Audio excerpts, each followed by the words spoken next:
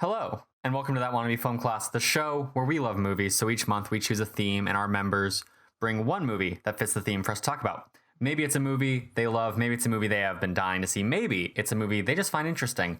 Today I am joined by the one and only, the woman who loves villains more than she loves herself, Chloe Naylor. It's me, it's Chloe. Hi guys. Hi Ben. That is like the exact same way you introed yourself last week. Yeah. Yeah. That's fine. It's probably gonna be like that for the rest of time now. Time? Amazing. Love it. Yeah. How are you, Chloe? I am fantastic, and I'm very tired. I get that. It's Yeah. well, like, why are you tired? Is it like a lead up to Christmas thing, or just like work was long today? I feel like work was long. I didn't get much sleep last night. I had to wake up extra early today. We had an all hands meeting. It's fun stuff. The wonderful world of business. Truly incredible. Yeah. So much fun. It's not. How was your day? My day was fine. I did some writing for that nerdy site. We're all writing a top 10 movies of the decade list. Me, you, Logan, and sounds like Christian at Pixel Brave. And I also am putting together a list of, I'm watching a bunch of Christmas movies that came out this year. Currently I'm at, I think, 7. Oh my god. I'm trying to like watch all of the major ones, which is I'm just defining as like has an actor that I think is significant or is something I've heard of. My original idea was to watch every Christmas movie on major streaming platforms, and then I realized Netflix has too many of those. Yeah, you would be watching them forever for the rest of your life. Yeah. Well, I mean, when I say every, I mean like every movie that came out in 2019, but it's still a lot. Okay. I kept thinking I had a handle on it, and I didn't. Oh, God. What a nightmare. At least you're not including, like, Hallmark movies, right? Because that's an extra 25. It's 40, I think. Oh, God, That was the... So the process of me deciding to do this was me being like, okay, I'll review... or I'll not review, but I'll like rank every Christmas movie that came out this year. How many could there be? And then I saw how many Hallmark had, and I was like, well, first of all, I don't have Hallmark streaming. I'm not paying for like 40 Hallmark movies, even if I did have the time. So then I cut it down to major streaming platforms, and then I realized that Netflix has way more than I thought they did. So now it's just major movies. So gotcha. I wrote up little paragraphs for each of the movies I've seen so far. I need to watch like a couple more. Nice. And yeah, that's been my day. Oh, and I worked on an article about how Brandon Routh should be Superman in the DC Extended Universe. Okay. Nice. Yeah, nice. I'm writing a lot of things. I'm enjoying it. Nice. I'm glad you're living your best life writing things.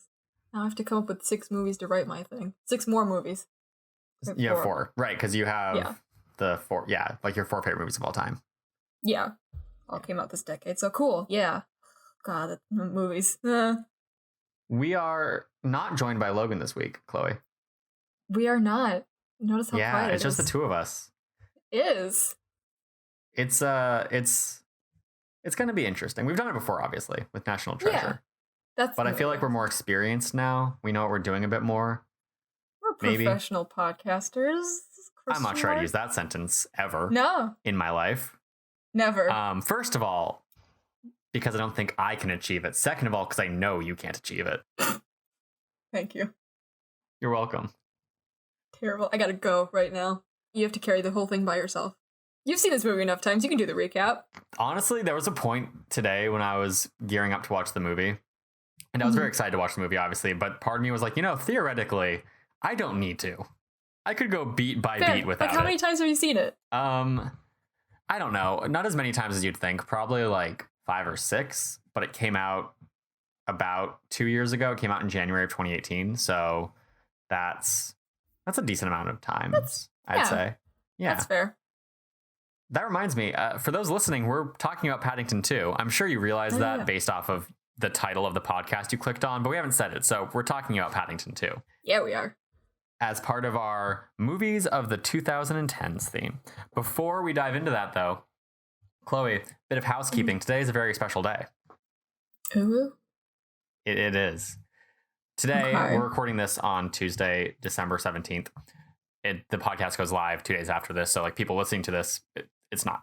But the day we're recording this, today is the birthday of one Ryan Johnson, filmmaker extraordinaire, master of cinema. Ryan Johnson, happy fucking birthday. Happy birthday, Ryan. I like that you like looked up as you said that like he was God. Which I know you don't think, but just your motion implies absolutely it. Not. That's me staring off into space, just accepting my fate. Just like actually staring off into the... Well, I'm looking at my Xenomorph poster, but you know. You weren't staring off into a galaxy far, far away? No, never reference Star Wars to me ever again. If only you could escape it. If only. I will never be able to escape it. You do keep leaning into it, though. I do, because I don't want anyone else to have this brand. This is mine now. I get it. I get protective of your brand for you. Like, I'll see someone else online be like, oh, General Grievous, and I'm like, no. No, that's mine. Yeah. That is my man's, don't touch him.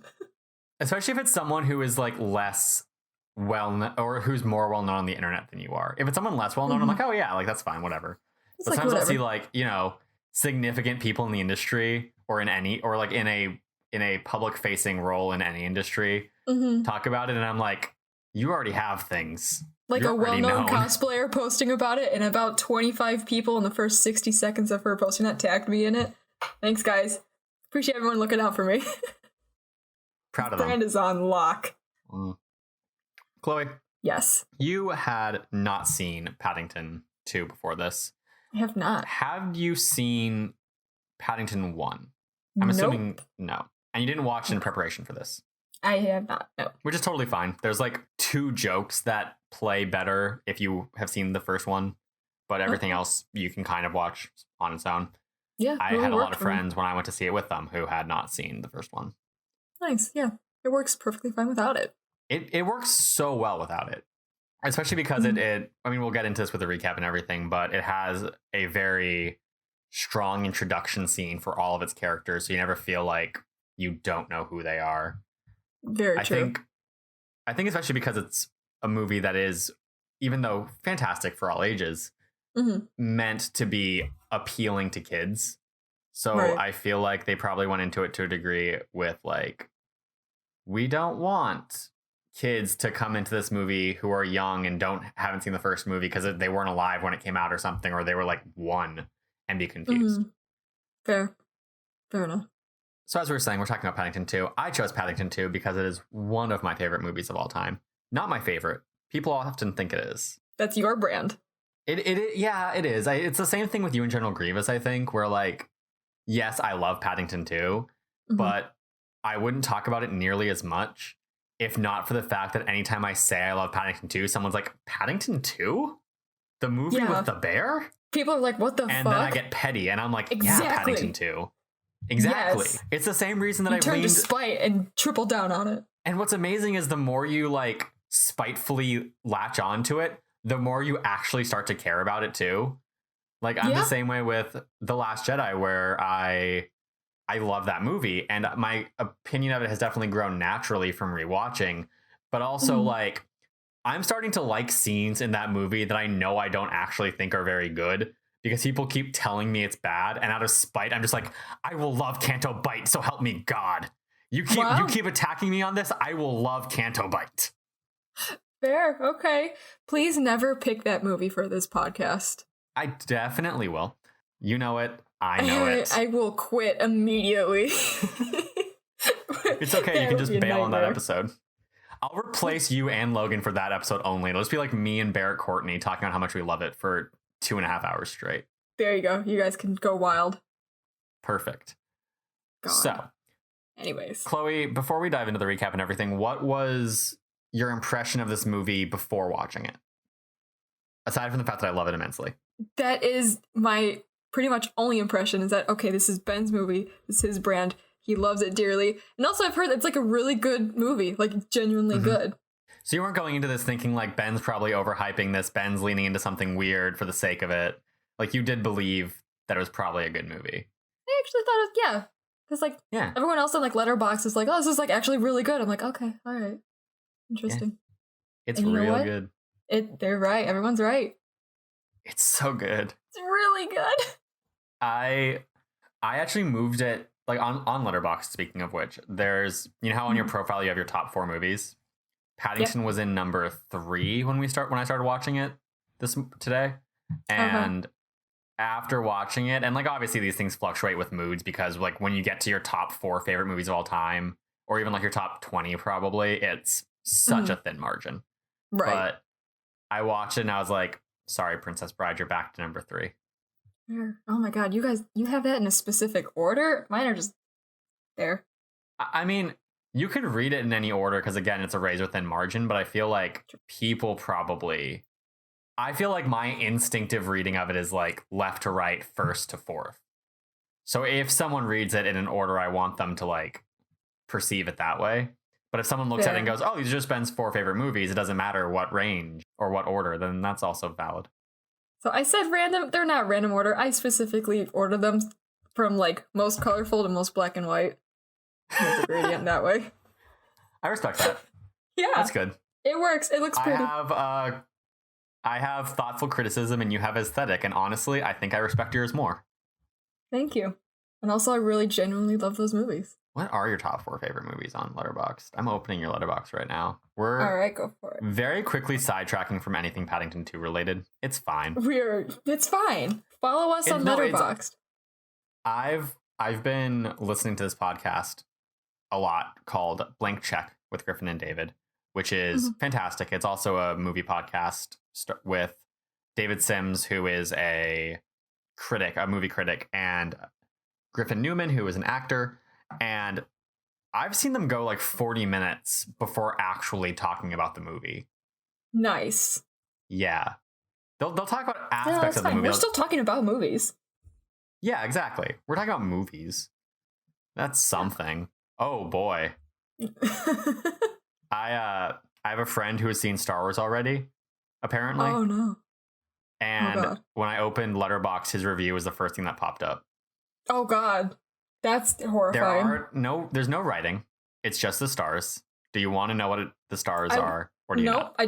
I want to know nothing. My muted list on Twitter is like 100 words long. I came up with every possible thing.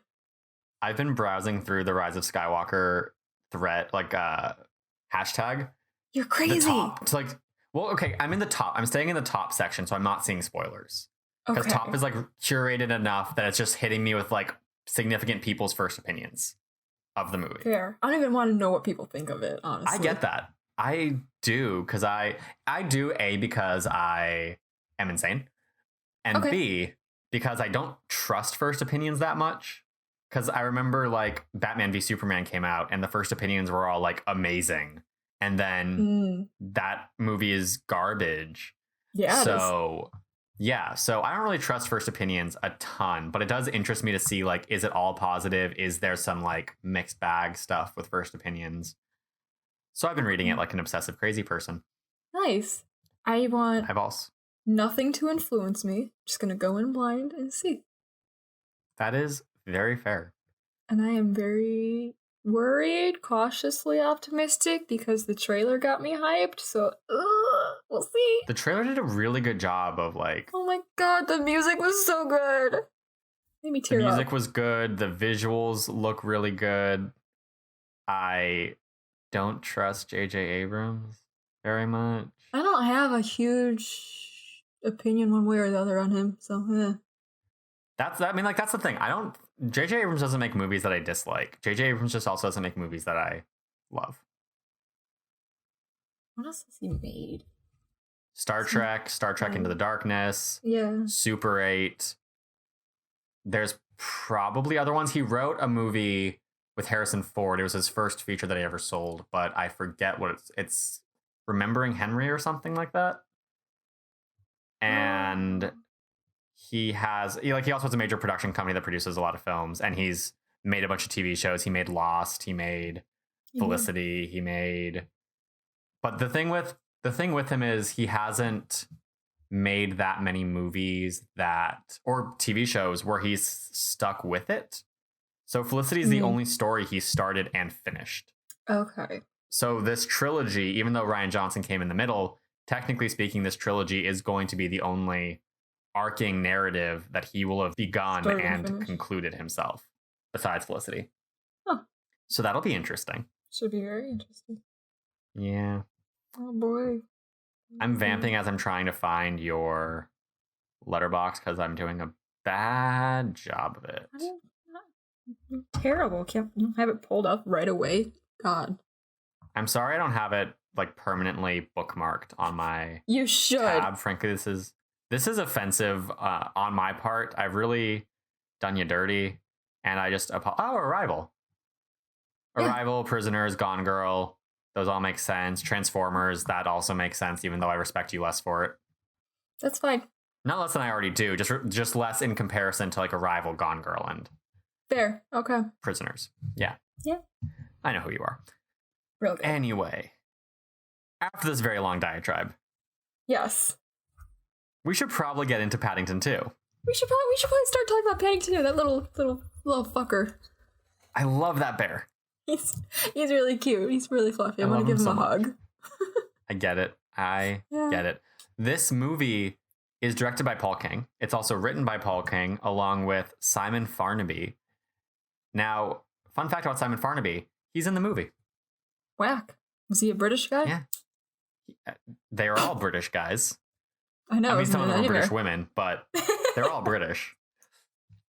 Horrible. He is the security guard that thinks Hugh Grant dressed as a woman is sexy. Oh, yeah. He was real horny for him. Now, here's the thing.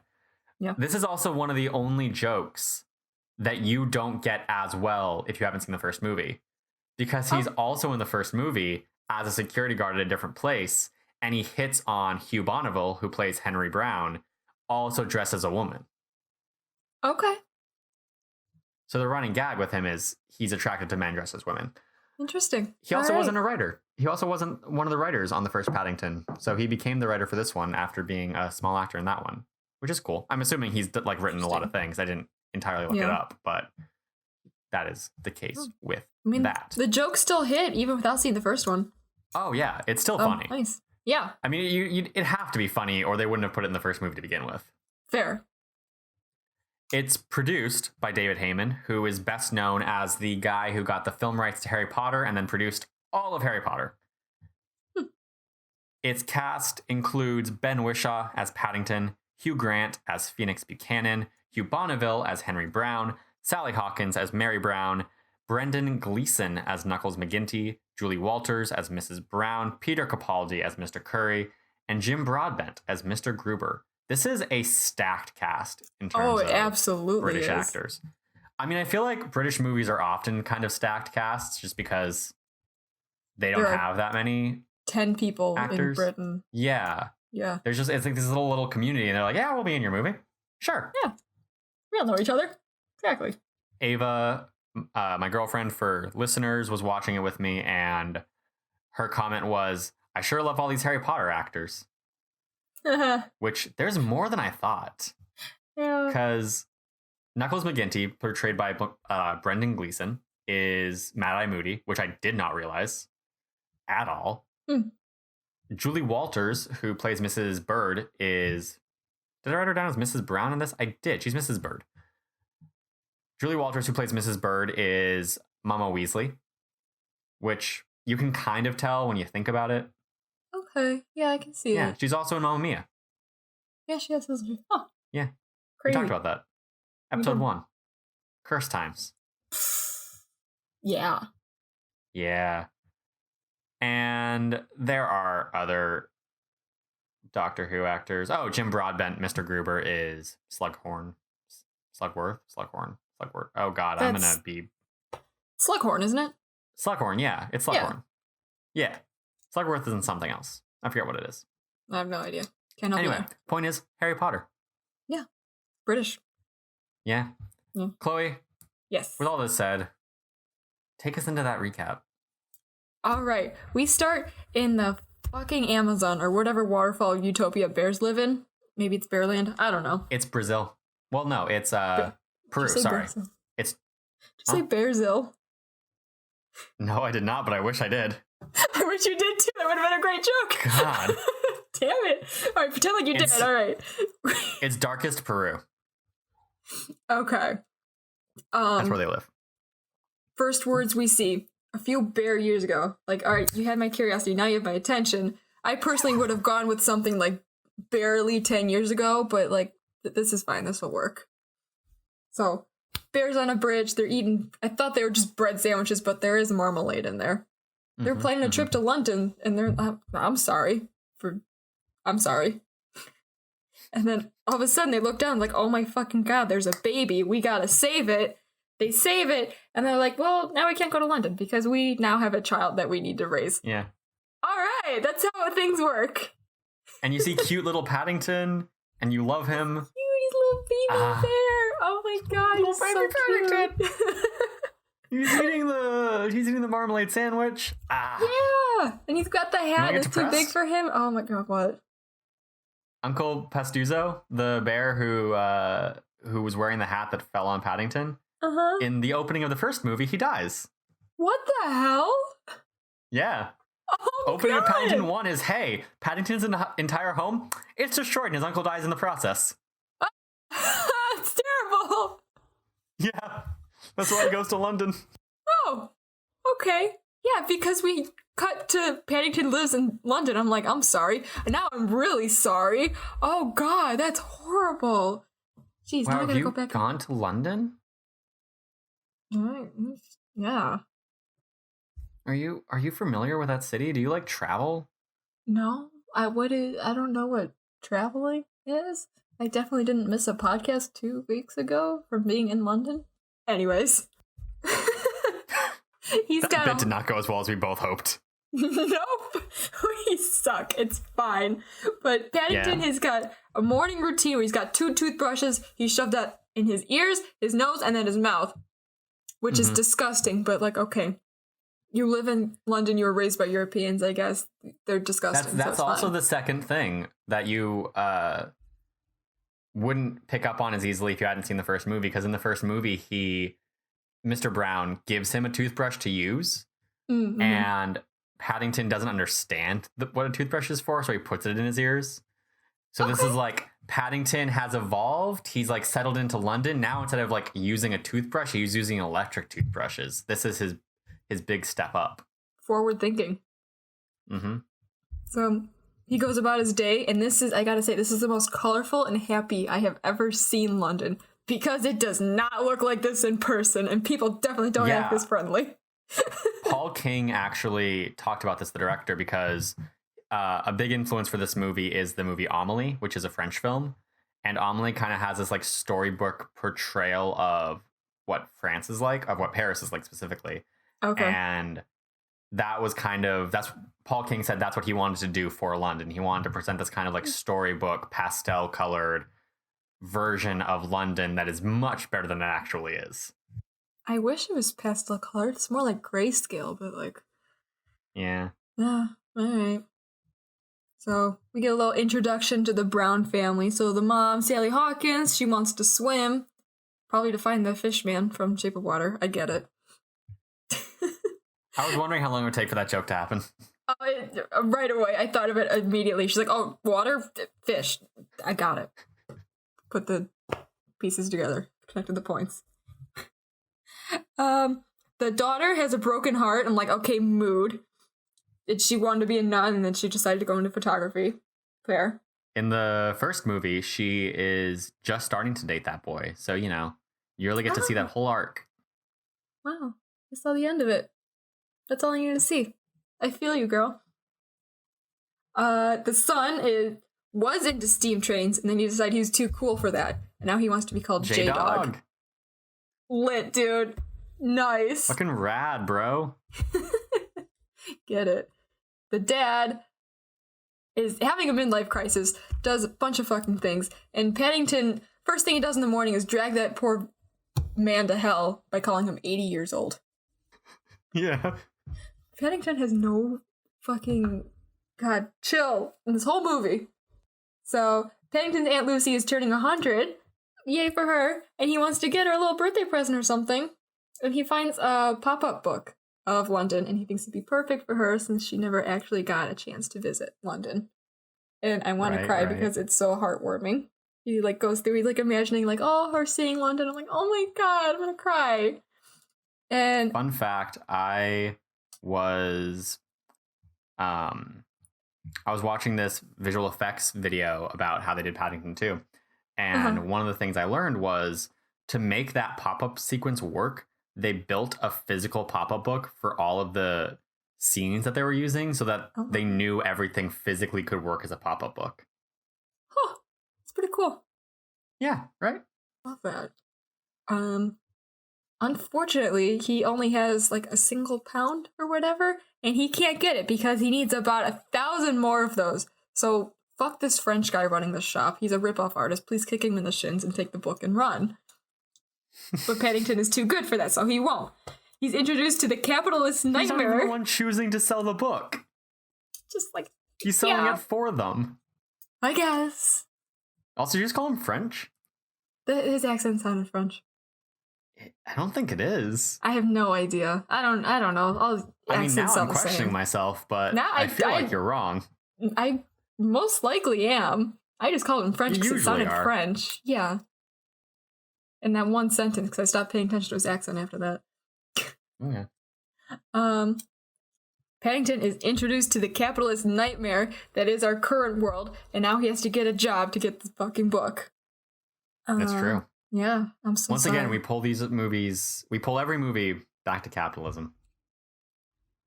It's a running theme. And I don't know if he's already had this job at the barber shop, but he almost immediately I'm assuming he didn't. Okay, yeah. So I wasn't sure if that was a thing established in the first movie or not. No. Awesome. Paddington doesn't work. Paddington just exists. I don't know what he does. He's a force of good. Speaking of which, fair. When he has this whole like pop-up book sequence and they're like, we have a snag, it's going to cost way too much money. And Paddington's like, I only have this ear money. Mm-hmm. That is the inciting incident of the movie. I hate that you're putting these things in my head because that was my thought when I saw that. Haha. No. I don't want to think about movies. Too bad. Absorb. Anyways, he's immediately fired from this job because this angry old fuck comes in. He's like, shave my head. Or, give me a haircut or whatever. And Paddington's like, oh, I don't do that. And dude's like, I don't want to hear it. Do it. He's like, okay, fine. Shaves it. Takes the hair, tries to stick it back on with marmalade. And then dude's like, no, get the fucking marmalade off. So then Paddington, like, licks it. Barber comes in, sees this. He's like, no. And also there was a thing with the fan and the sprinklers are going off. It's a mess. I'm sorry, Paddington. Yeah, it's impressive how much he messed that up in the span of like 2 minutes. Fucked that up spectacularly. I'm proud of him. Anyway, so it's time to go to the fair with the Brown family. But man, if you're a middle-aged white dude, you better hide because Paddington is out for blood and he is taking no survivors. He's called up on stage by the fair guy, who I have in my notes this first time as British Ed Helms, until I had to look up who it was, because I'm like... Did you just call Hugh Grant British Ed Helms? Grant, because I was like, why, you look so familiar, and I'm like, all I could think was Ed Helms, like, I know it's not you, it's somebody else, and it's Hugh Grant, but I don't know Hugh Grant. He's not anything Ed else. Helms, he's someone much hotter. I know! After I looked it up, like, oh, this makes so much more sense, but I haven't seen anything that Hugh Grant has been in. Like, I know his name, but I haven't. You've never seen a Hugh Grant movie? No. You haven't seen Love Actually? No. Interesting. Yeah. Interesting. Whoa. Yeah, I'll watch that at some point. Maybe well, welcome for a to Hugh future Grant. Episode. Yeah, Hugh Grant is great. He's so great. So great. Just like that first scene, you immediately, just from that first scene, Phoenix Buchanan is so immediately like someone like you understand. You're like, I get who you are, and you're kind of the worst, and I kind of love it. Immediately, I'm like, oh, okay, so you're gonna steal the pop-up book before, or buy it or whatever Paddington can. I'm like, okay, fuck you. Anyways, so Paddington has the wonderful idea he's gonna become a window cleaner to make money, and he's an innovative king for using himself as a sponge. I'm so happy for you. I love that scene so much. It's so heartwarming. He goes through, cleans everyone's windows. He like cleans the grumpy old colonel's windows, and he's like, he sees Sun for the first time, and then he sees the parrot lady, and they fall in love. And I'm like, yeah, I love that. I love how, I don't know if this was because when Paul King talks about, and just from watching the movie you can tell, Paddington is meant to be this like symbol of bringing life and light into people's lives. And you can see it a lot in the movie with like the way the colors are used. But it leaves me wondering if being a window cleaner was a happy accident that allowed them to have him literally bringing light into the Colonel's world, or if the reason they decided on it was like, how could Paddington physically bring light into the world? And that's what brought us to window cleaner. But it's just such a perfect metaphor. It is really, it's great. Now I see why this movie is just perfect. Everything is just so perfect. So perfect. Also, that ladder, I want that ladder suitcase. That's like so helpful. I want one too. Oh my gosh. And then I have notes here like, why is Doctor Who racist against bears? He's so mean. Mean. He's a bigger character in the first movie, so you really get to know him and his racism. A lot of racism. He's so racist. Anyways. Yeah. So after a wonderful day of window cleaning, Paddington he walks past the antique shop and he admires the pop-up book through the window.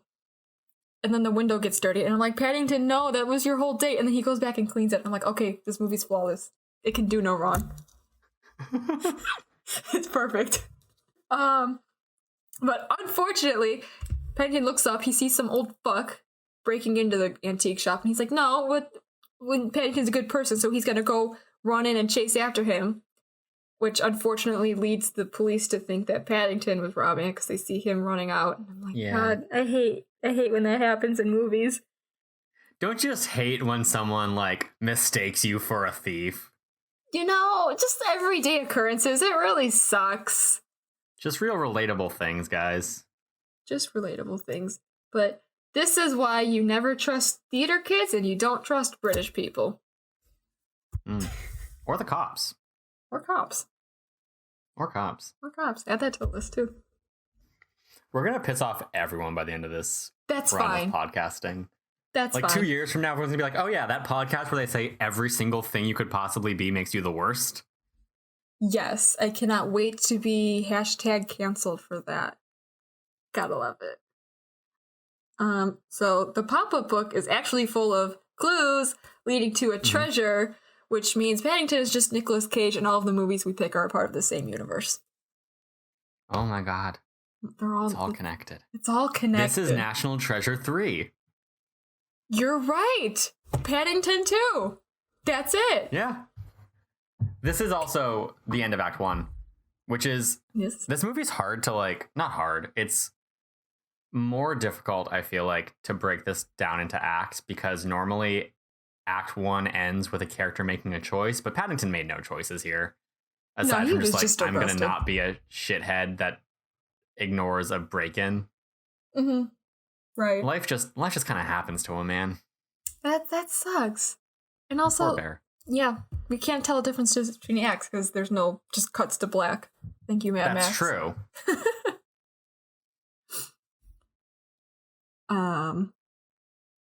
So he goes to court. The judge is the dude whose hair he messed up, so already we're fucked. Dude is biased as hell. And he gets sentenced to 10 years in jail for grand theft, and I put auto, and the security said Grievous something, and of course my dumb fucking mind just went blank because he said Grievous. Okay, so I'm really sad your mind went blank, though, because when I heard that line, I was like, oh, Chloe's gonna love that they said Grievous. He said Grievous, I was like, oh. But the rest of that sentence was also a pun. Was it? Yeah. What did he say? Grievous barbarly harm. Are you shitting me? Oh my god. I can't believe I missed it. I just heard Grievous. I was like, oh. This movie's perfect. It's perfect. It's perfect. It's so good. Also, the line Phoenix Buchanan gives when he's taking his oath and he's like, should my entrails be like plucked from my I forget how it goes, but it's A, amazing, and B, Hugh Grant improv that. Oh my god. Wow. Love it. I love it. The line was originally just like him saying he does swear, and Hugh Grant was like, nah, I can make this worse. Perfect. Made it better by making it worse. Yep. Thank you, Hugh Grant. He can make Phoenix Buchanan worse and make the movie better. Yes. There you go. That's how you word it. Yeah.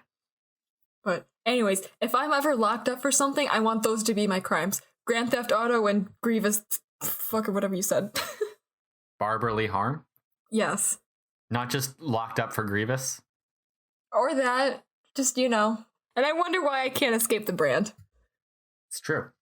You do this to yourself. I do this to myself. I genuinely like the character. I'm so sorry.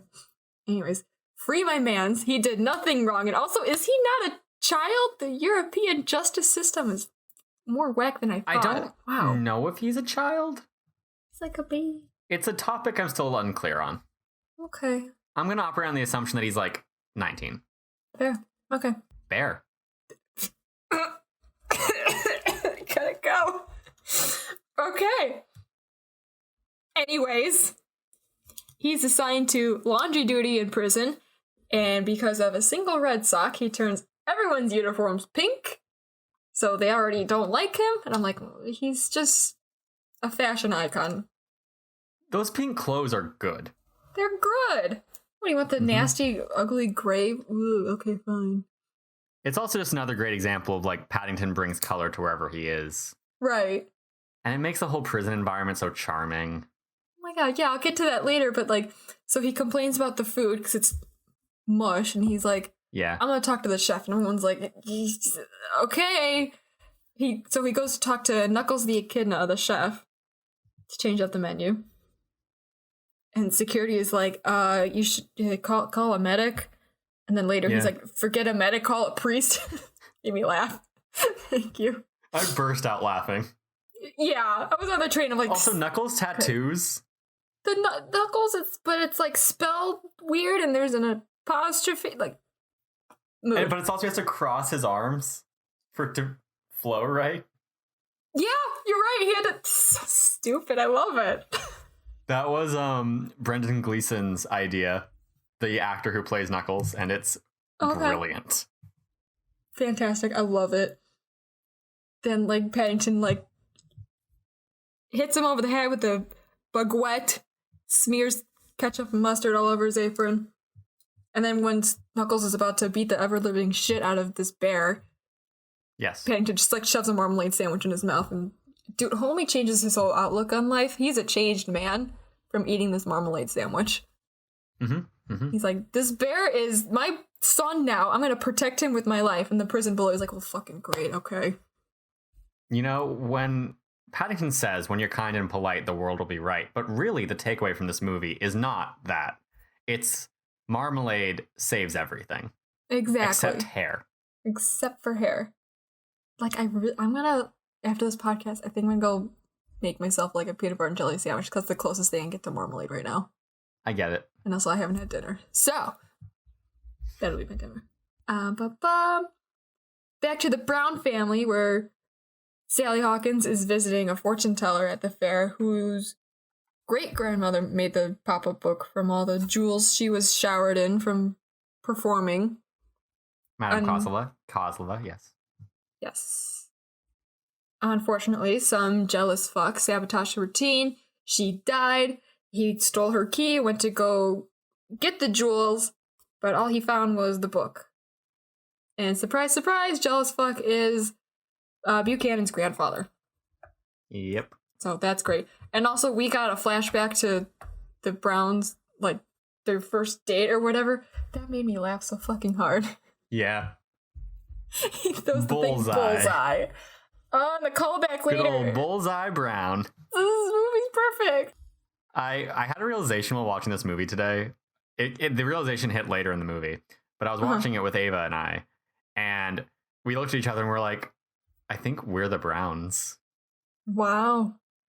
I think Ava's Mary and I'm Henry Brown. Henry Brown, is that his name? I think so. I don't know their names. Henry Brown, yes. Mary Brown and Henry Brown. Okay. Gotcha. Yeah, that's us. You know, yeah, I can see it. That's fair. Mm-hmm. Like Mary's an artist.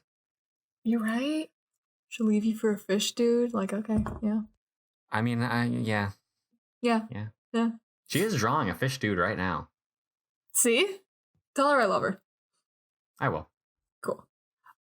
See, back at prison, Paddington's got to start making the marmalade. And, like, Knuckles is just being an asshole to him. And at some point, he calls Aunt Lucy an old bag. And I think Paddington's about to get a lifetime sentence for murder.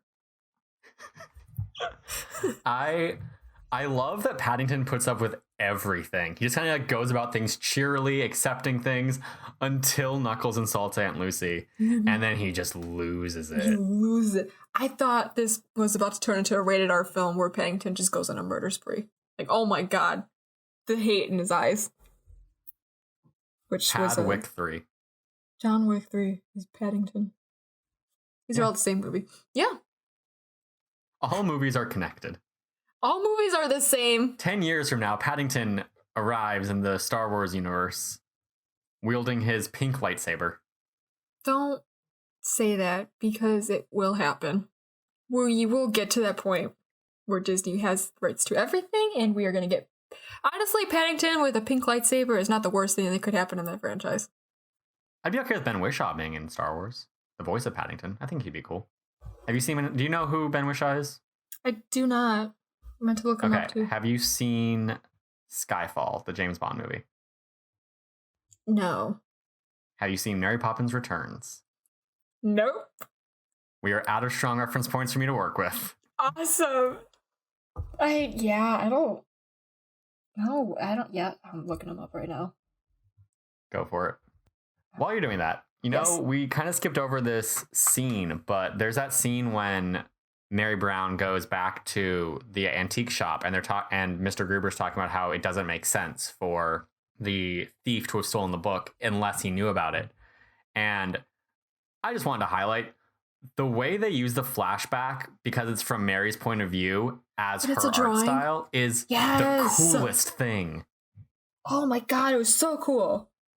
This movie is so good at making like everything connect with something else. So it's like, yeah, we could use a flashback, but instead we're going to use a flashback that also expresses how Mary views the world.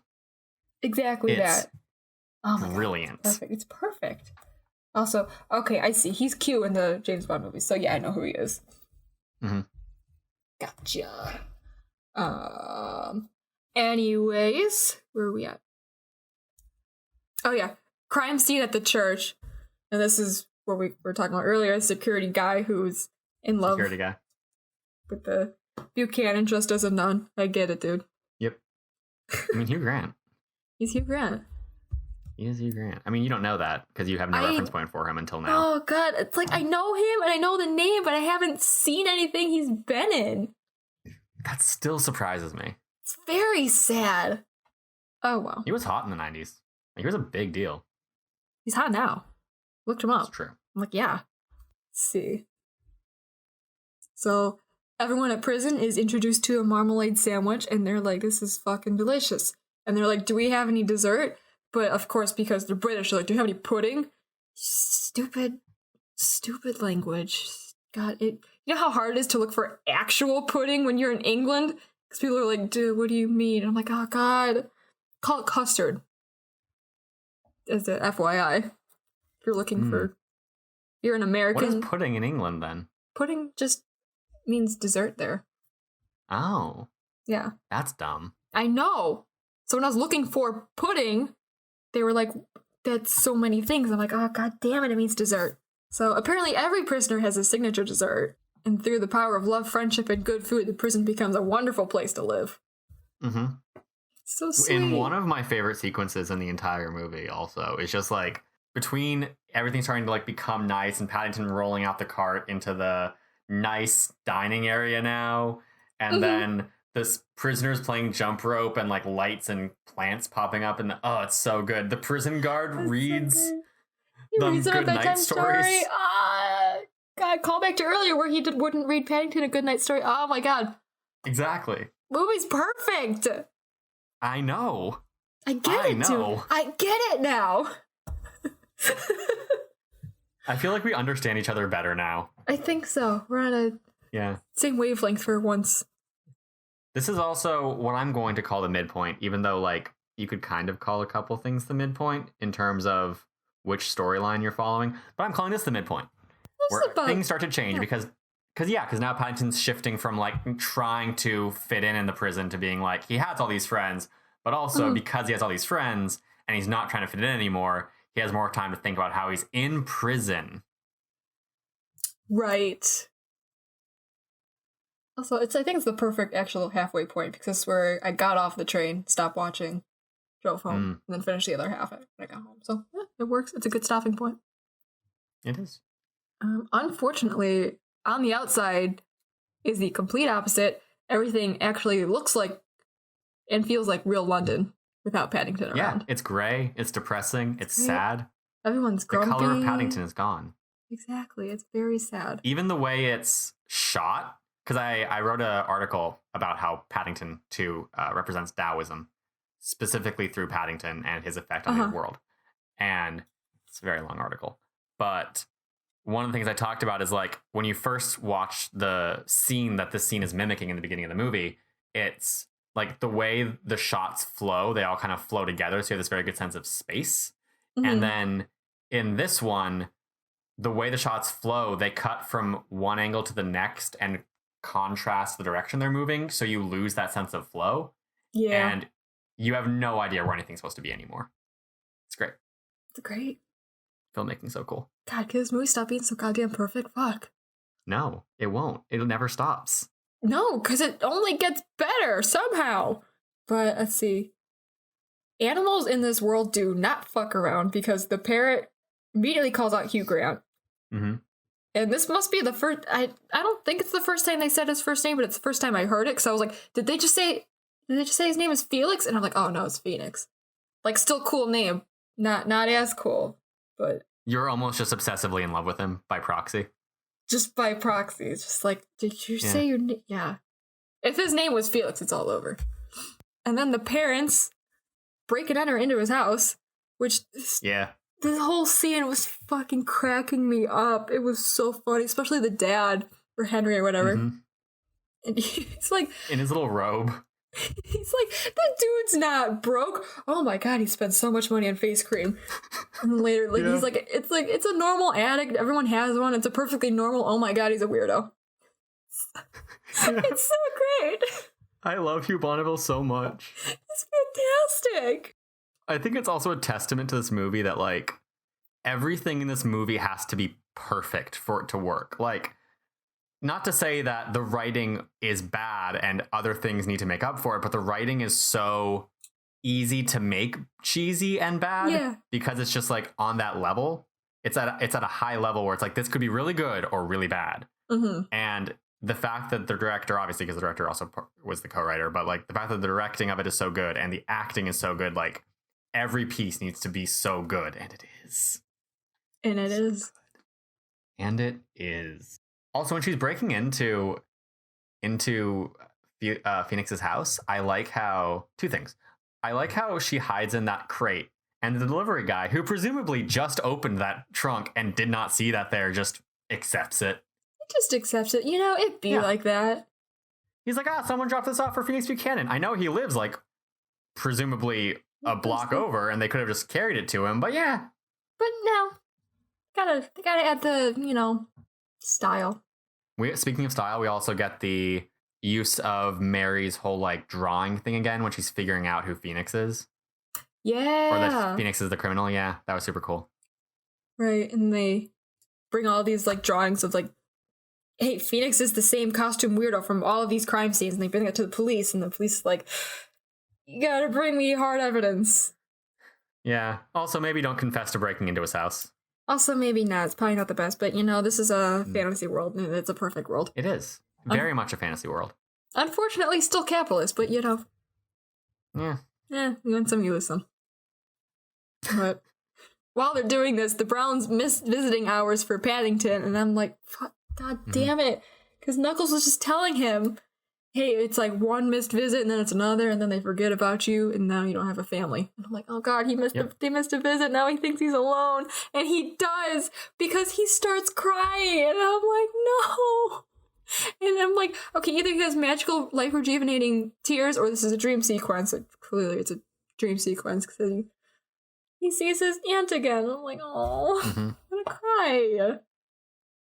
And he's like, that scene got to me. Yeah, he's like, the Browns have forgotten me. And I'm like, no, they haven't. They're busy trying to clear your name, I swear. They figured out who it is. They're on the verge of it. They got this. Oh my god. But anyway, since he thinks they don't love him anymore or whatever, he agrees to the prison break with everyone else, which is always a fantastic sequence, second only to heists. Prison breaks are second best. That's true. That's fair. Real good. Also, just the way the prison break is shot is fantastic. Oh, I know, right? It's so good. Mm-hmm. Also, it looks really fun. There's a whole ass slide. Come on, I want to break out of prison. Oh, God. So, they're leaving the country. Good for them. Get out of that shithole. But they lied about helping Paddington clear his name. But Paddington's like, well, I still gotta do that. So now he's a fugitive from the law while he sticks around. And thus Act 2 ends. Yes. And now we're in Act 3. Now we're in Act 3. Where he's depressed and has no idea what to do. Oh my god. And I'm like yelling at the screen like, Paddington, go home. And then he calls. I'm like, oh, he's calling them. And then they don't pick up the phone. And I'm like, oh my fucking god, you're shitting me. But thank god they call back like 2 seconds later because I was about to die. Imagine that's how the movie ended. Imagine if it just ended with Paddington not getting a call back soon enough and leaving and never seeing them again. I was worried that was going to happen, that he thinks that they don't actually like him anymore. And I'm like, I was prepared for the worst, but thank God this movie didn't make it a nightmare for me. It is still a children's movie. It is still a children's movie. Thank God. About a bear called Paddington. I would die for him. So would I. Get it. I'm sad we're not at my apartment, or I'm sad I'm not at my house right now, so I could whip out my little Paddington stuffed animal. Oh, man. Give him a hug. Yeah. Dang. So they're like, oh shit, it's Phoenix, and Paddington's like, oh my god, and they're all like, we gotta go to Paddington Station to catch the train before it goes. And I'm like, oh shit, that's the movie, that's his name. It's crazy. That's how he got the name. That's it, how he got his name? Okay. Yeah, in the first movie, they find him at Paddington Station, and he's like, oh, my name is this, and then he speaks in bear, and they're like, well, we can't say that. Okay. How does he start speaking English? Oh, he already spoke English. So, okay, here's the basic of it. Okay. In the first movie, you see this little, like, vintage, old-fashioned black and white Explorer video. It's really fun. That's how the movie opens. And it's this explorer being like, I've gone to darkest Peru and I have found these bears and we have bonded. And he taught them English. That's Uncle Pastuzo and Aunt Lucy. So they learned English and then they taught it to Paddington. So when he gets to London, and that's why Paddington went to London when everything fell apart, because Aunt Lucy and Uncle Pastuzo always wanted to go to London because the explorer was there and they wanted to go visit him. And then, yeah. Okay. So Paddington speaks English, but he also speaks bear. Gotcha. There. Wow. Bilingual king, too. Crazy. Talent doesn't stop. Jesus. So now it's time to go catch a white man on a circus train. But Paddington gets on the train. The family misses it like just that much. Before that, he has a lovely little sequence where he's a bin. He is the bin. The little bin, yeah. You are you're a bin. It's like, awesome. Please throws a donut in it. He says, thanks. Dude's like, you're welcome. Like, wait a minute. He's like, don't get paid enough for this. He's like, ignore it. And the guy's just like, yeah, okay. It's just like, yeah. Honestly. And he's like, I'm a good Ben. And I'm like, and I'm a good Ben. That's the entire reason I went back to the bin. My head is in my hands for viewers at home. What viewers aren't at home? I don't know. What viewers? I meant to say listeners. They're not viewing this. that. Oh, I love you. You're the fucking worst, dude. Anyways. All day, every day. Family sees another train. Nice fancy one. And they straight hijack it. J-Dog isn't too cool for trains anymore. He's the only one who knows how to work. He's the engineer now. And then I realized, like, halfway through it that, like, I haven't written much because, holy shit, that was actually, like, a really riveting action scene. And I was busy just watching it and not taking any notes about what was happening. It's real good. Yeah, I kind of... Like, I can take you through the action scene if you want me to. I mean, I got, like, some notes. Like, I wrote Phoenix as Dumbass McGee here because he spent, like, 25 minutes inputting the right music notes to get the treasure, but then he couldn't remember it later, so he had to steal the book back. I'm like, I felt seen, honestly. I would have forgotten too. That's fair, I guess. Like, all the family members get to use their all skills and hobbies. Yeah. Good for them. We have Henry doing his, like, splits between the trains, which is amazing. Oh, yeah. Gets his Yoda. Yoda? Fucking god damn it. Yoda. He gets his Yoda on. He just turns into a small little green thing. He does some flips. Whips out a lightsaber, maybe. It's crazy, man. God damn it. Yoga! And then he does the bullseye thing again. Yeah, he does. Love it. We have Paddington uses his little ladder thing again, so that is a nice little setup and payoff. Yeah. Yeah. The grandma knows how to pick a lock. Good for her. She's not the grandma. She's the grandma. Okay. I don't... You know. The old That's not her lady... relationship to the family is all I'm saying. I have no idea. Who is she? I don't know. Oh. Okay. I tried finding out. I'm not clear on it. Fair enough. She just kind of exists? Just gotta go with grandma. Yeah, you know. Okay. Yeah. I mean, her name is Mrs. Bird. It's just the crazy old lady lives with them. That's fair. You know when she fires the plastic dart at Phoenix? Yes. And it's like, oh damn, they're screwed. What if Phoenix was just wrong? What if that was an actual gun? Yeah. They just shot him in the head. Because it's not like she pointed up to test it. She was just like, let's find out. She just went for it. That woman's the real badass of this movie. Honestly, you're right. Yeah. Holy shit. Through all this hullabaloo, Paddington's train car is separated from everyone else, and, you know, Phoenix cuts that off, goes off a separate track, goes off the rail and into the water, and then Sally Hawkins, like, you know, uses her diving skills or whatever. Better diving scene than Bumblebee. Love Bumblebee to death, but that was stupid arc. I was gonna say, I was curious if you're going to reference Bumblebee or reference Shape of Water for this. And I did both. You did both. You did. Welcome. Those are both valid references. They all came out very close to each other. That's true. It's such a Bumblebee scene. It is, but its payoff is so much better. The diving scene on Bumblebee is just dumb. She didn't need to save it. Whatever. I have my own issues. It's also just such good examples of, like, how you can make everything more emotionally powerful if you just tie it into other things. So, like, with Mrs. Brown, we've tied it into the fact that she is trying to swim. So diving, you're like, and with Haley Steinfeld jumping into the water after Bumblebee, it's just like, look, she's jumping. She was a diver. We need to put Bumblebee in water so she can dive and not save him because he didn't need to be saved. Fucking whatever, I guess. I'm going to be honest, I totally forgot that she was a diver too. I thought she just jumped into water to save him. Yeah, no, that was a whole running thing in the movie that she's a diver. But she doesn't dive anymore after her dad how much died. I remember. Okay, that's valid setup and payoff, I guess. You know, yeah. I'm not a huge fan of it, but whatever, I guess.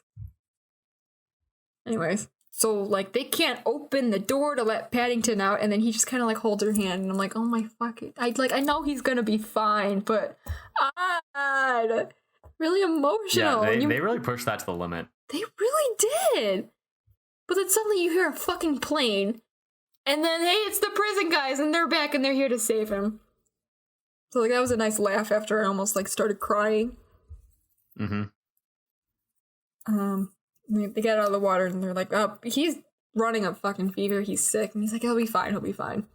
He passes out for 3 whole days. Shout out to you, man. I want to sleep for 3 days too. Or longer. Or longer.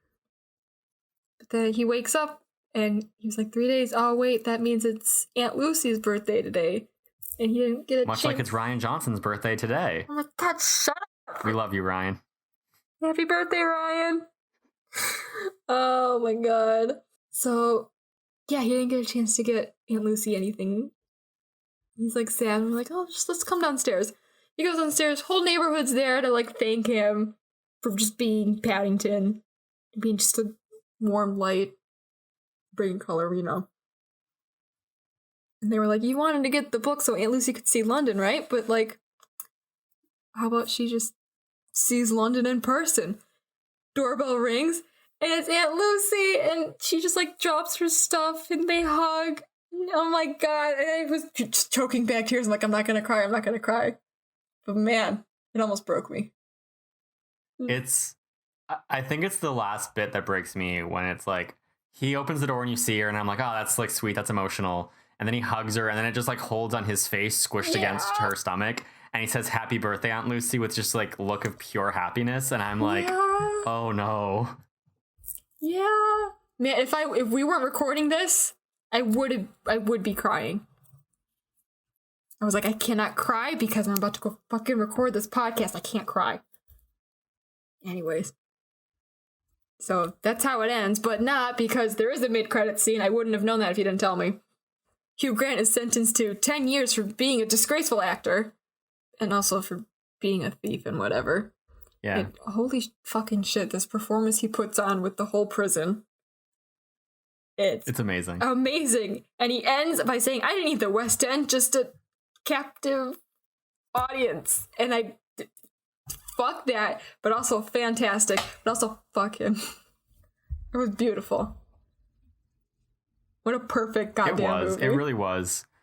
Now, Chloe, normally there's like a lot of things to get to before this, but I'm jumping right into this question because I was about to ask you anyway. So it's time for Nailed It with Chloe Naylor. Yay. Chloe, review the sexiness of Phoenix Buchanan. Like, at first I was gonna be like watching the movie and like, hey, he's okay. Going back through the recap, I'm like, okay, he's sexy. The puns. I feel like this is like he's full of himself. He's a performer. He's almost at that level for me, but not quite. Yeah, I get that. I feel like he's bordering on like the exact thing you want. Exactly. He's like, maybe if he like murdered someone. Right. If this wasn't a kid's movie, he would probably be added to my list of favorite characters. Yeah. Phoenix Buchanan is an amazing character. He is. Yeah. I love him so much. I love this movie so much. I see why, dude. This movie's perfect. It's perfect. I know. And that was my reaction coming out of it too, because I walked out of the movie theater with like 9 of my friends, and we were all either film majors or like a couple people were theater majors, but they knew film kids and like theater, you know, still story and everything, so they understood this. And we all walked out and we were like, that was a perfect movie. Yeah. Every setup has a payoff. Like, the jokes all work. It's visually funny. It's perfect. It's perfect. I can't think of a single flaw.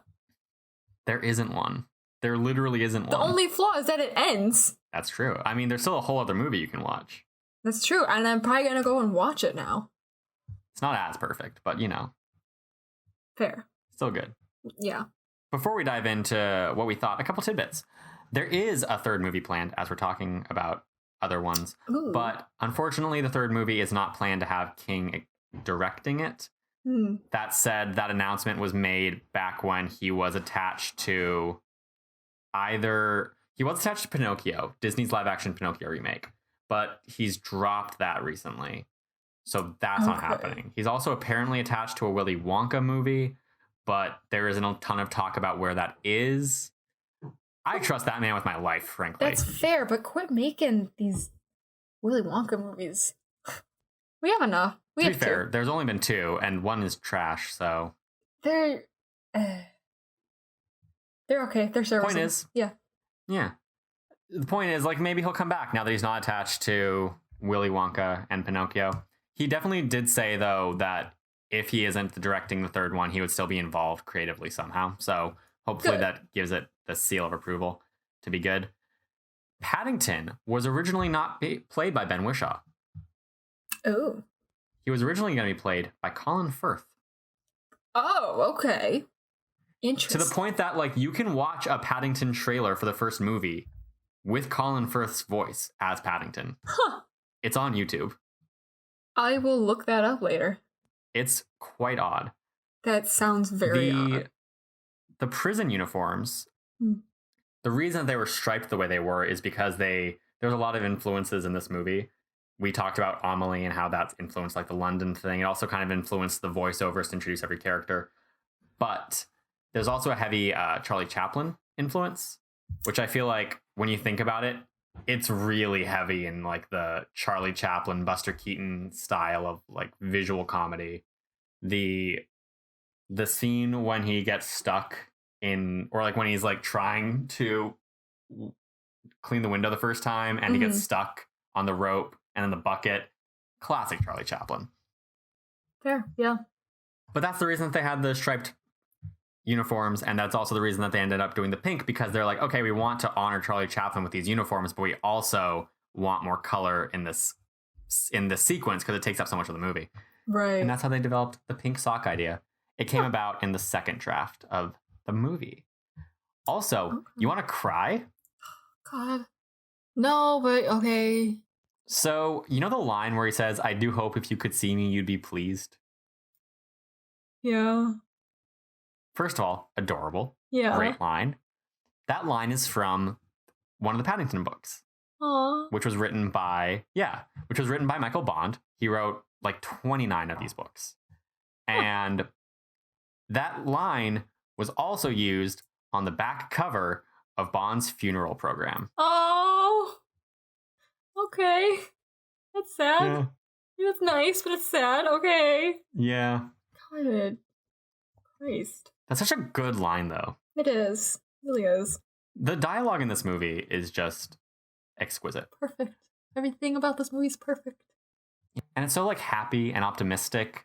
There's an interview with that Ben Whishaw has with Vanity Fair where he talks about like since Skyfall, since James Bond, he's been able to be more selective about the movies he chooses, and Paddington has helped with that a lot too.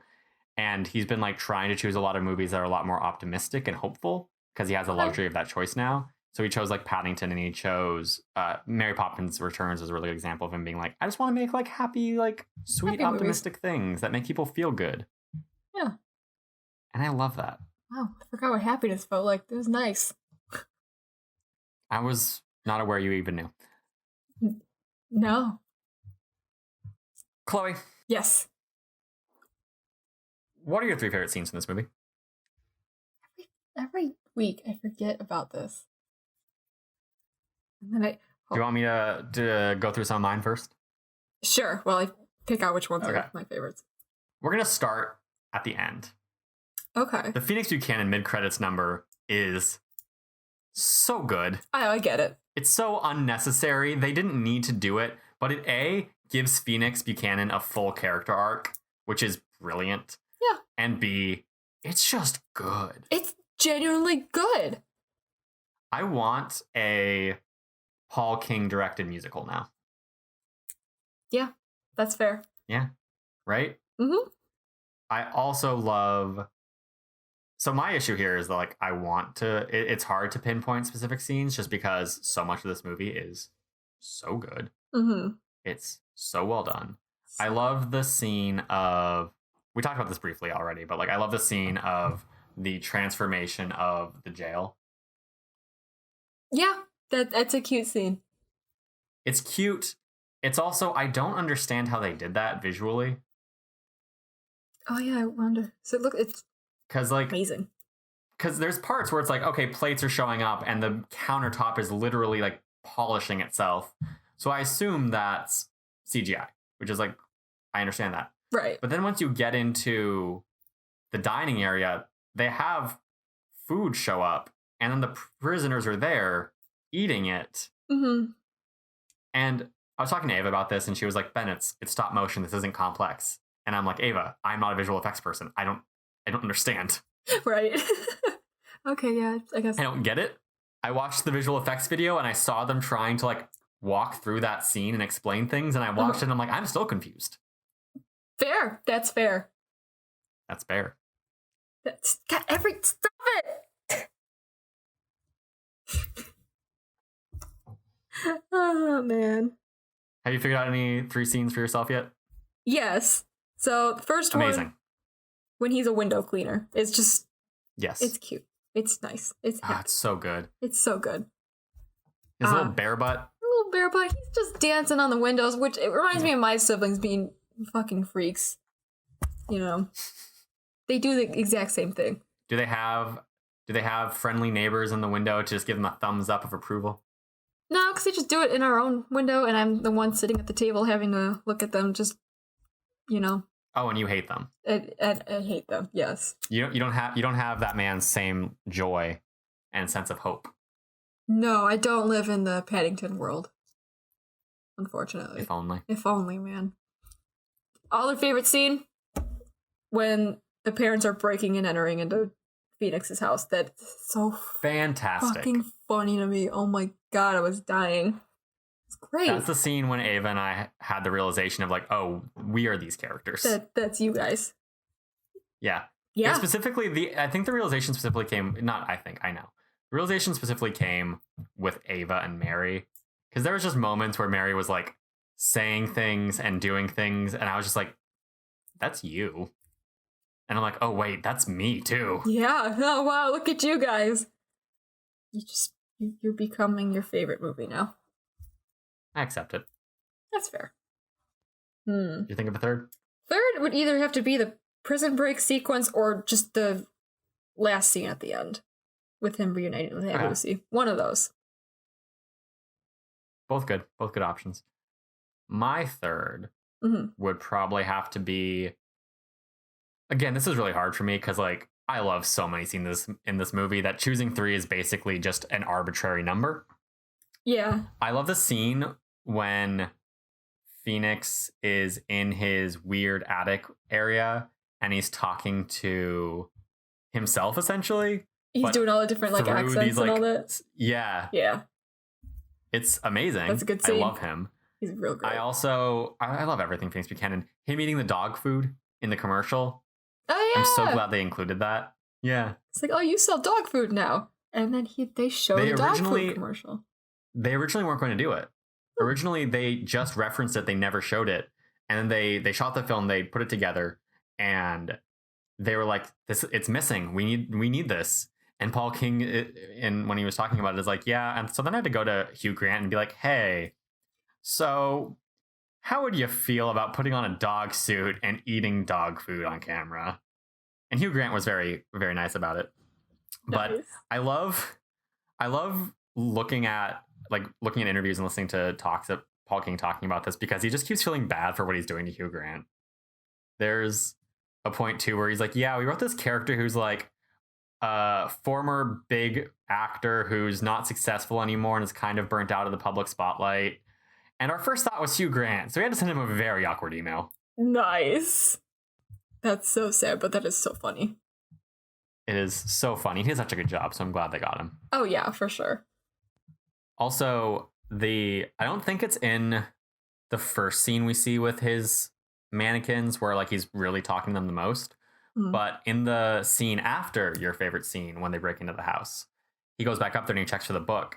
And he says the line, "Screw your courage to the sticking place," which is a reference to William Shakespeare, to a play. Oh.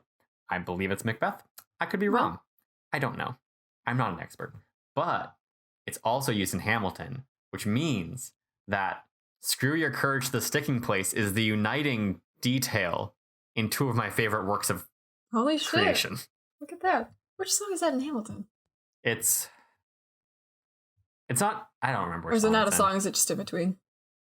It's like a lyric in one of the songs. I forget which song. Because Hamilton has like a million references to a million different, like the amount of references to lines from other hip hop songs or lines from other plays is insane. What a great musical though. It is alarming. Yeah. There's a reference to the last 5 years at one point in it. It's which song is it referencing?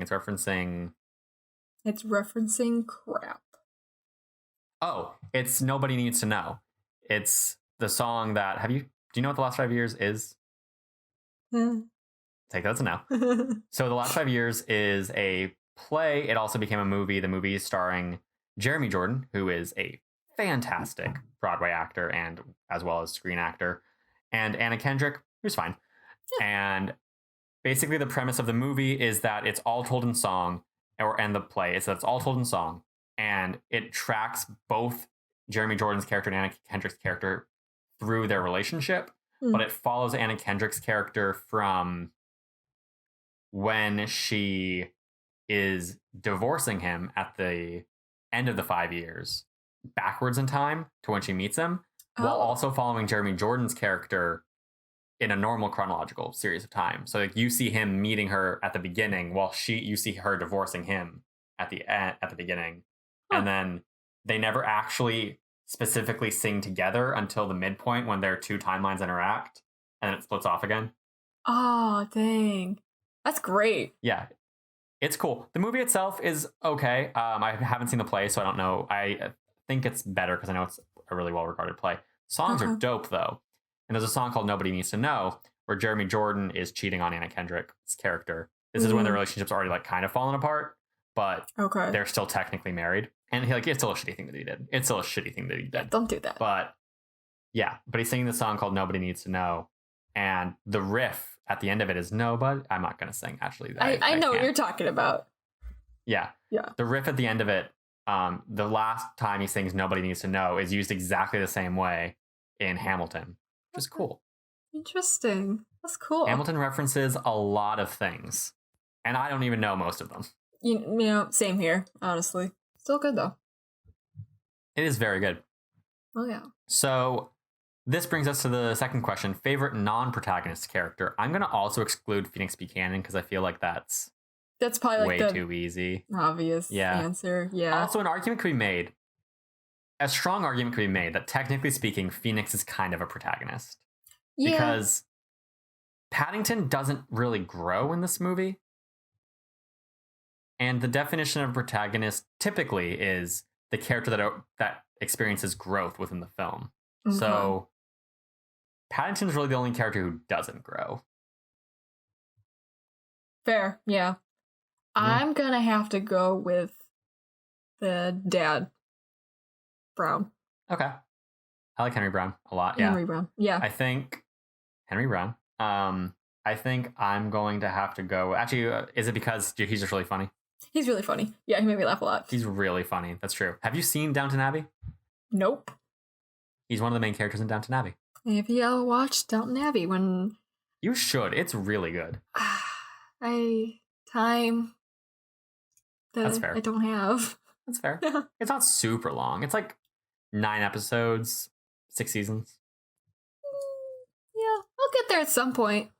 Maybe. Yeah. Hopefully. Okay. Yeah. You should. It's fantastic. There's a movie now. It's not as fantastic. But Henry Brown, fantastic character. I think I have to go with Mary Brown, which I feel like makes sense considering that I've now compared her to my girlfriend like 3 times within the course of this podcast. But I love her so much. That's fair. I almost said her, but I was like, I think I'd like the dad a little, just slightly more.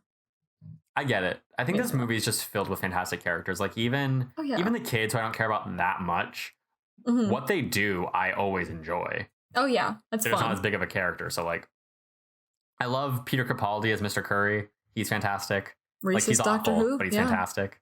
Mm-hmm. Yeah, I'm also biased because he's the doctor. Oh man. So you didn't watch the first movie? No. Here's my question. So this movie, like I referenced this already, this movie pulls from a lot of other films, like Charlie Chaplin movies, Amelie. Are you familiar, like, is there anything this movie pulls from where you can kind of see it and go like, oh, I recognize what this is pulling from? I don't know what movies you've seen, so I'm just going to ask first before being like, these are the things. Like, no. You ask me, you can give me a list of movies and I'd be like, I haven't seen any of those. Have you seen any Wes Anderson film? I watched one on a plane. What did I watch? Isle of Dogs. Okay. I think Not the best reference point. No, but I think that's the only Wes Anderson movie I've ever seen. Okay. So you can kind of see it then. Like, Yeah. I the better Wes Anderson references to use would be Moonrise Kingdom or especially Grand Budapest Hotel. I think Grand Budapest would be the best reference, but this movie is they're like the scene that you really like of the prison breakout is very Wes Anderson. Okay.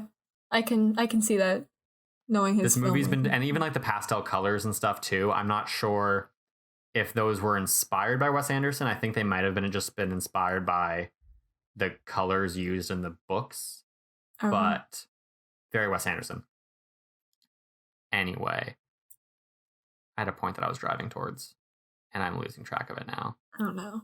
Oh boy. 1 second. So, okay. Point is, that's very Wes Anderson inspired. It's cool to see how this movie kind of like blends different films and like ideas and stuff into its own story while still being like, it never feels like it's cheap. It never feels like, oh, that's Wes Anderson. You're just copying Wes Anderson. It feels like it's its own thing, which I think is really cool. Yeah. Also, I think it does it better in a way. Like, I love Wes Anderson. Moonrise Kingdom is one of my favorite movies of the past decade. It's not in my top 10, but it was very close.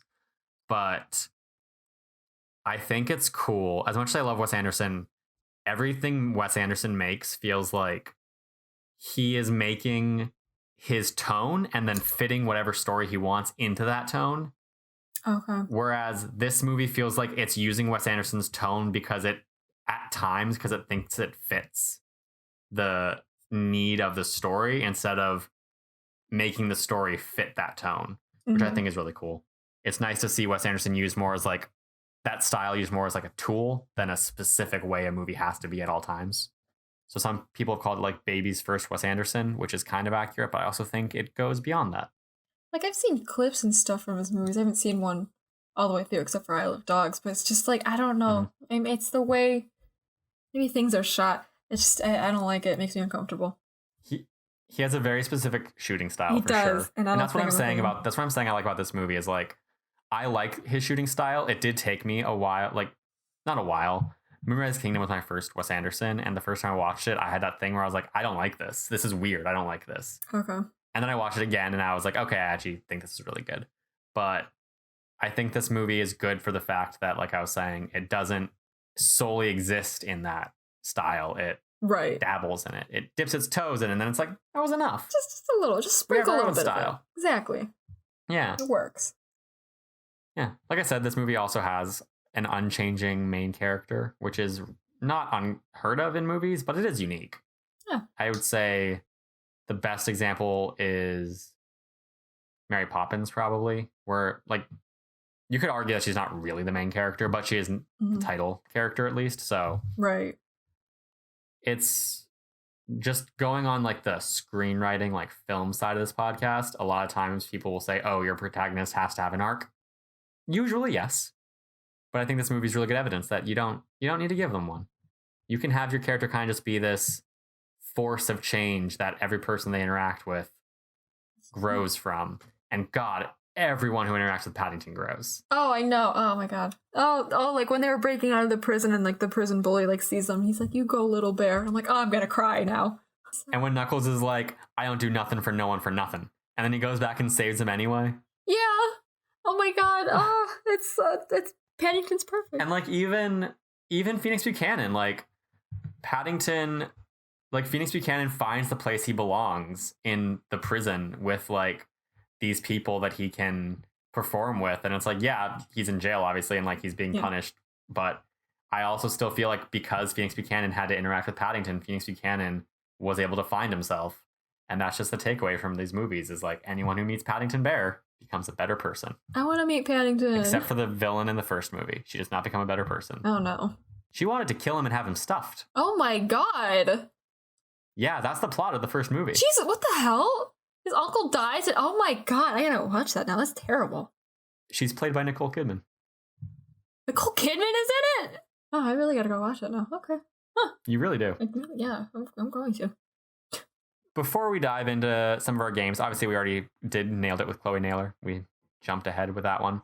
Yeah. Let's talk about how this movie did reception-wise. It came out, like I said, it came out in January of 2018 in America. It came out in 2017 in the United Kingdom. Mhm. So that is always kind of hazy to deal with when you consider this, what year you consider this a movie from. I had trouble with those words. Nice. It has an approval rating of 100% on Rotten Tomatoes. That's crazy. Not only does it have an approval rating of 100%, though, it has the highest number of reviews of any movie to maintain 100%. Huh. Guess how many it has? Ooh. Without breaking that. This isn't part of the trivia, but I'm making you guess anyway. That's fine. I gotta do something here. I'm gonna go with 250. You were really close, actually. Am I really? Yeah, it's 236. Oh, wow. Shot in the dark there. Okay, cool. Yeah, it's the highest reviewed movie to maintain 100% of all time. Wow. It also made $227 million off a $40 million budget. Sadly, a lot of that money came from its UK sales. In America, it only made about $40 million. Mm. So American audiences once again prove that they are the worst. It's true. We are so sorry. We're so bad. We're so bad. I contribute to that because I only see blockbusters. I mean, it's weird though, because we always, you know how we always talk about like, oh, like the Chinese market's a big deal, and we release, these big blockbusters because they'll do well in the Chinese market. Right. But I was reading a report recently, and it's like the Chinese market also watches a lot of like smaller, independent, like more character-driven movies that American audiences don't watch. Right. It's just us. We're the bad ones. What's wrong with us? God, we're a bunch of morons here in this don't know. country. Fuck. And when Chloe's saying it, you know it's true. Exactly. Europeans and Americans. This movie was also nominated for no Oscars. None. None? 0. It deserves every single one of them. I know. Everyone. But it was nominated for 3 BAFTAs, the British Film and Television Awards. It was nominated for Best British Film, Best Adapted Screenplay, and Best Supporting Actor for Hugh Grant as Phoenix Buchanan. Okay. It won none of them. It should have, but at least it's an honor to be nominated. Yeah, but it should just win every single goddamn award it was nominated for. I agree with you. You know. You know. Yes. The world knows, frankly. I will die for this film. And I get it now, dude. I would too. Chloe, let's dive into some trivia. Let's do it.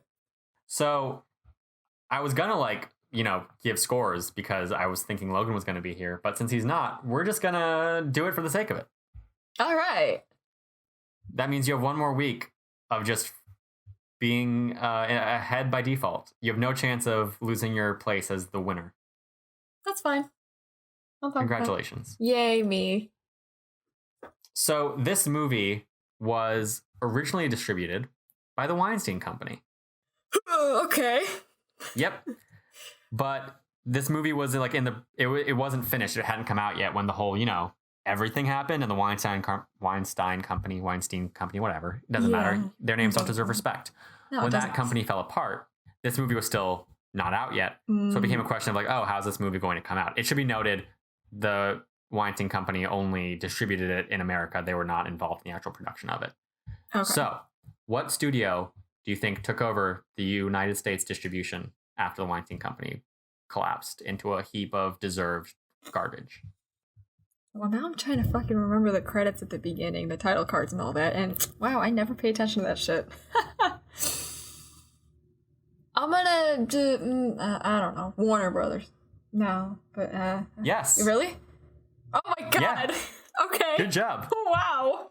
So the original movie is still distributed by the Weinstein Company officially because they existed back then. Mm-hmm. But Warner Brothers is the distributor of the second movie. Oh my god. Also, second question. Uh-huh. When was the first Paddington book released? When was the first Paddington released? Book. My original idea was going to be like whoever gets closest wins, but again, since Logan isn't here, now you just have to judge yourself for however far you are.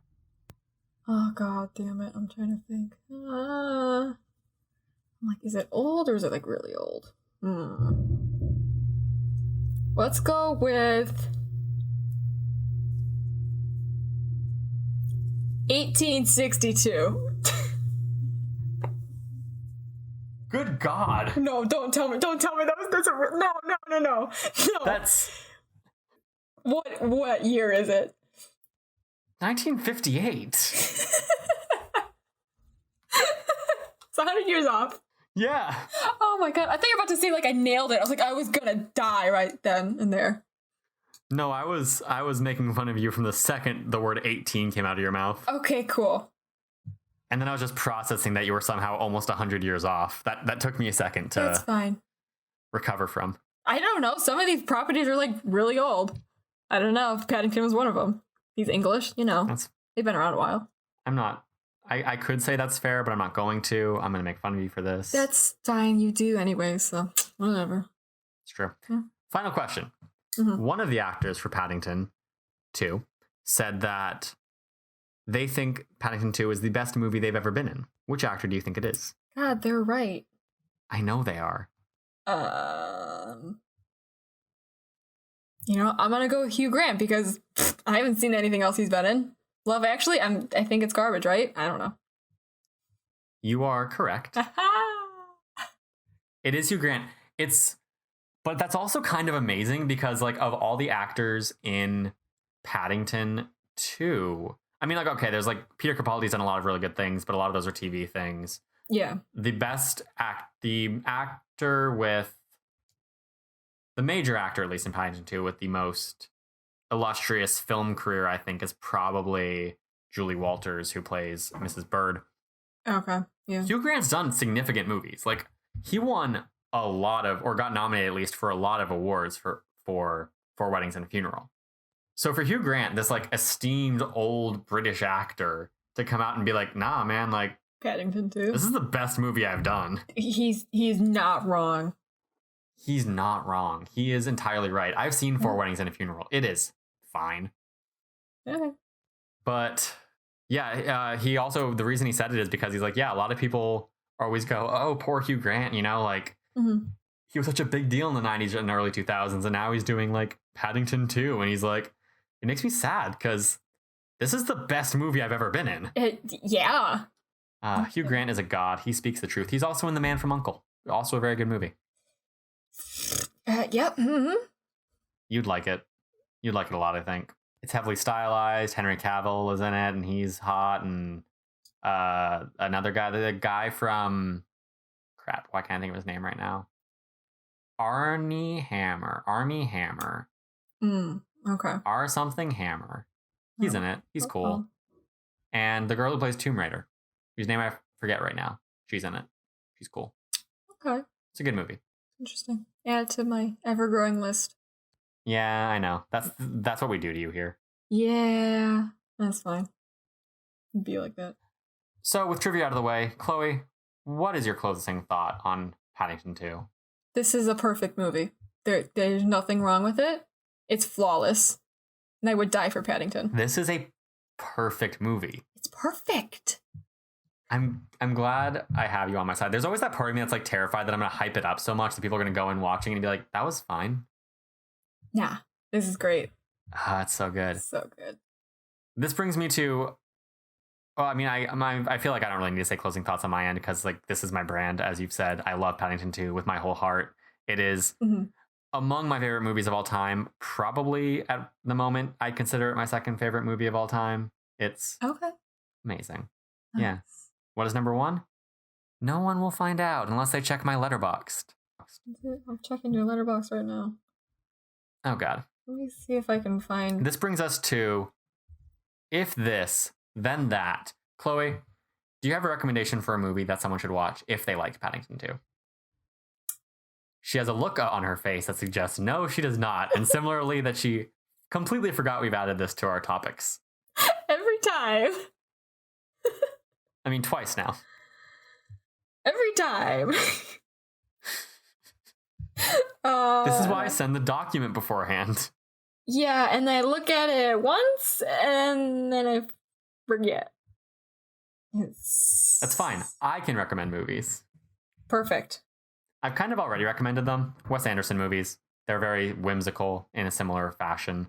a bit heavier on the whimsy and the weird shots and everything. I like a lot of Wes Anderson films, though. Check some out. Moonrise Kingdom, my personal favorite. Grand Budapest Hotel, often considered his best. And The Fantastic Mr. Fox, great stop motion animation film. Also, Mary Poppins. Okay. Yeah. London, unchanging character. Yeah. I'm trying to think of like kids' movies. I don't even know. You don't even know. I don't even know. It's fine. Most kids' movies don't get anywhere near the quality of Paddington. No, absolutely not. Especially live action ones. Yeah, God, no. No way. The fact that this movie works anywhere near as well as it does is a miracle. The fact that this movie is as good as it is one of the most absurd things I've ever seen. Yeah. Uh-huh. Chloe, before we go, what's one cool thing you've done or seen this week? Man, what did I... Oh, God. I feel like I did something over the weekend. Oh, you know, yesterday I was streaming Jedi Fallen Order because I still haven't finished it. Oh, my God. Oh, my God. There's a part in that game where it's... Oh... It hits you. I'm still on... I only just left Kashyyyk for the first time. Okay. Oh, boy. Oh, boy. As somebody that really loves Revenge of the Sith, oh my God, I really like this game now. Interesting. Yeah. Interesting. Real good scene. Wow. Fantastic music. And I was losing my shit on stream. I'll have to watch it once I'm caught up enough to not be spoiled. Yeah, you should do that. And also be very wary. That's always the thing with like story-driven streams where like I saw you were streaming and I was like, I could jump in and say hi, but also that sounds dangerous. Yeah. And it was because there was an asshole in chat trying to spoil Rise of Skywalker, so. Right. Yeah. Don't be that person. Don't be that person. Never be that person. You Ever. will die sad and alone if you are that person. You might die sad and alone if you're not that person too. We don't know your life. Yeah. Yeah. What have I done this week? I went to San Francisco, which was very cool. Nice. I tried Square Pie Guys, which I think you've had too. Mm-hmm. How would you think? So good. It's really good. It's really good. What kind of pizza did you get? I got... So there was 6 of us. There's 6 of us. So we kind of like split a bunch. I had one piece of the pepperoni. Okay. And then I had like 3 pieces of the mushroom one. Okay. And the mushroom one, whew. I'm trying to think of what I had the pepperoni one, and I think it was called the Green Machine. I really like that one. Oh my God, I'm really hungry. I get it. I am too. I haven't eaten. Obviously, it's 2 hours later for you, so. Yeah. Yeah. That's sadder on your end. A little bit. This has been it for That Wannabe Film Class for this week. We've done it. We've talked about one of the best movies ever made. We did. I'm not even going to disagree with you there because you're right. And next week, we're going to talk about another fantastic movie. My second favorite movie of 2018. Number 1 was Paddington 2, obviously. Spider-Man Into the Spider-Verse. Yes. A movie that I imagine is going to be on a lot of people's best of the decade lists. Not mine, but a lot of people's. Well deserved. It's good. It's good. It's real good. It's very good. Like, it's very good. I fully understand why people would put it there. It's like another like perfect movie. Yeah. We're going to be talking about Spider-Man Into the Spider-Verse. We're going to be joined by our first guest, That Nerdy Site founder, Trevor Starkey. We're super excited to have him here to talk about his pick of Spider-Man Into the Spider-Verse. We can also be found on lots of things. Chloe, where can we find you? You can find me at EchoClo everywhere. Twitch, Twitter, Instagram. Please follow me on Letterboxd too. This is a movie podcast. I do dumb movie reviews. They're great. You have some high quality movie reviews. In fact, we were just talking about it in the That Wannabe Film Class Discord. If you're not a part of the That Wannabe Film Class Discord, please join it. And I'm going to just pull up a couple of those, pull up some of your highlights. Please do. I always want to hear what people's favorites are because I write there's so many. You write so many. A lot. For every single movie I watch. A lot of them are dumb. Oh yeah, a whole lot of them are dumb. But they're still good. I think my favorite of yours is probably Gone Girl. What did I write? Oh, somebody just posted that one. I can read it for you. Please do. Yes. My favorite thing to do is tell guys I don't like that very obviously like me, this is my favorite fucking movie, and watch them go, oh, and leave me alone. I love this on a lot of levels. I love it because it's true. It is one of your favorite movies of all time. Mm-hmm. so it's not like you're lying. I also like that it's such an effective strategy because it's not like you say a movie that would dissuade any man. You say a movie where you can tell what kind of man is going to be dissuaded by it and you don't want to deal with their shit. Exactly. Oh my god. I've done it only a few times, but it's just been so satisfying every time. We're like, I really like Gone Girl. And they're like, oh. And they leave. And I feel fantastic. You're operating on a higher level than all of us. I sure am. I'm also a big fan of your Ratatouille review, partly just because I love Ratatouille, and anytime it's ever discussed, I get excited. That's also fair. Big dick moves, big dick play, whatever the fuck I said. People can also find me on Twitter at Mr_BentoBox, everywhere else at Mr. BentoBox. That's Instagram, Letterboxd, other such things. Please follow me on Letterboxd. I love that site dearly. So good. You can also find my writing on That Nerdy site. I've written 2 articles so far, a review of Knives Out and an article about why I think Last Christmas is a unique and fun Christmas movie. And I'll be posting a lot more things. Like I mentioned earlier, I have the Brandon Routh should be the Superman of the DCEU post coming up because I made a tweet and that shit blew up and a lot of people got mad at me. So many people. Those are nerds for you. And they got mad at me for the argument that I wasn't making. Like, a lot of people went in my mentions and they're like, how dare you? Henry Cavill's a great Superman. Like, the Man of Steel is a fantastic movie. And I'm like, okay, first of all, no, it's not.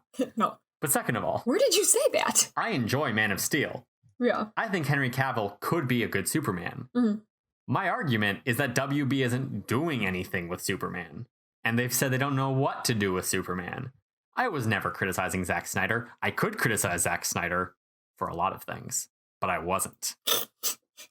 That was never my point. Put Brandon Routh in the DC Extended Universe. Yeah. I'll also be writing the Christmas movies list. I'll be writing the top 10 of the decade, as will you and Logan. Mm-hmm.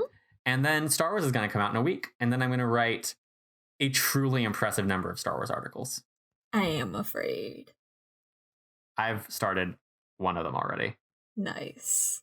I have a list of like all the ideas I have for things I want to write for going forward. It's long. There's an entire section that's just Star Wars. Nice. I'm gonna snap. Man, Star Wars. Yeah. Star Wars is a thing. It's happening. Star Wars is a thing. It's a thing. I keep seeing people online be like, "We're so excited for Rise of Skywalker to come out, so the Star Wars discourse can finally settle down." And I'm in the corner like, I'm so excited for Rise of Skywalker to come out, so I can write like 10 articles about it. I'm a monster. You are. Truly. You can also find That Nerdy Site on Patreon. Search That Nerdy Site on Patreon. You'll find it. We have a link. It might be patreon.com/thatnerdysite. I really don't know. I should check one of these days. I keep not. Love that.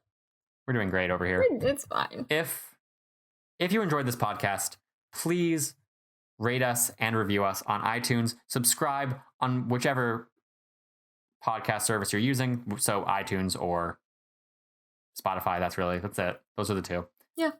And it has been great talking Paddington 2. Remember, Chloe. Yes. When you're kind and polite, the world will be right. So true. I love that bear. I love it too.